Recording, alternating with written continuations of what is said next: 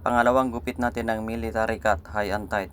Kasi nakita ni kuya yung ginupitan ko nung isang araw, kaya gusto niyang magpagupit ng ganon din. Kasi nagwawapuhan siya, nagagandahan siya.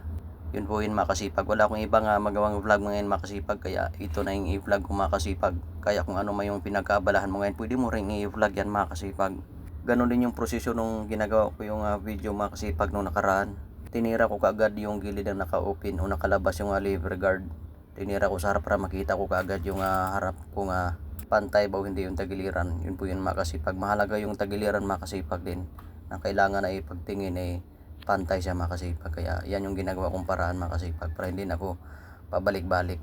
Makikita kaagad at sundan ko na lang makasipag. Yan. Naka-open yan makasipag. Nakalabas yung kanyang talim para may matira pa. Parang halos media siya. Yun po yun makasipag pag ilabas yung talim.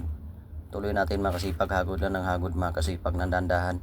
Shoutout nga pala sa lahat ng mga nag-share ng aking vlog, sa lahat ng mga nag-like, comment, at nag-subscribe ng aking YouTube channel. Maraming salamat po sa inyong lahat. Para sa akin, kahit anong vlog, basta related sa main topic natin, yun po yun makasipag. Dapat tuloy tayong makasipag. Ino-open close ko yan makasipag. Ginawa ko ay hinahap ko rin yung kanyang lever guard para maganda yung pagka-blade makasipag. Tapos kukuha ko ng trimmer. Titirahin natin yung natirang buhok makasipag. Tapos yung bandang baba, pwede natin nahitan. Yun po yung makasipag. Kasi wala tayong fuel saver, pwede naman makasipag. Pag walang fuel saver, ay pwede rin makasipag ahit makasipag. Yun po yung makasipag.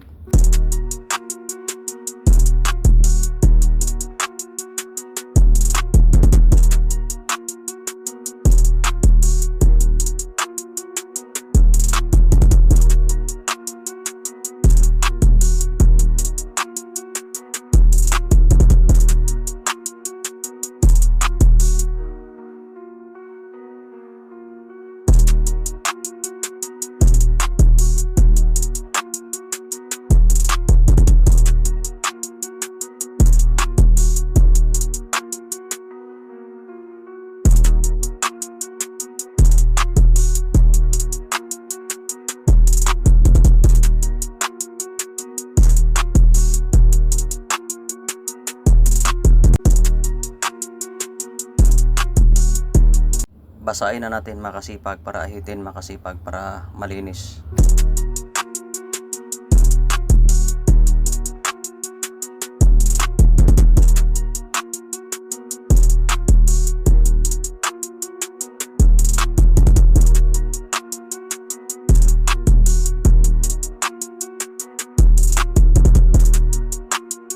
Tapos tirahin na natin yung taas makasipag gamit ang number 2 lever guard.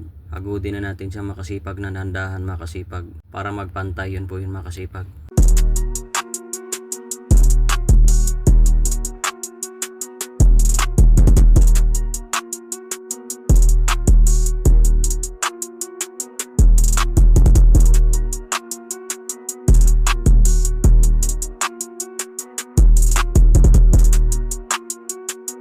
Tapos balikan natin ang clipper makasipag na may balang uno. Yun po yun makasipag para mag-blend yung kanyang tagiliran.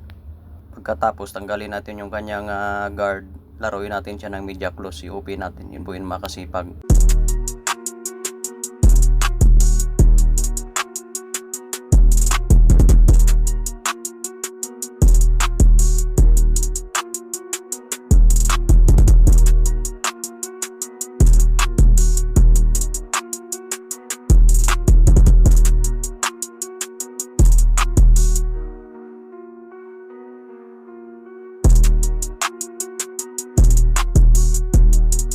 Tapos gumamit na naman tayo ng trimmer makasipag para sa pamatay sa kanto-kanto. Yun po yun makasipag.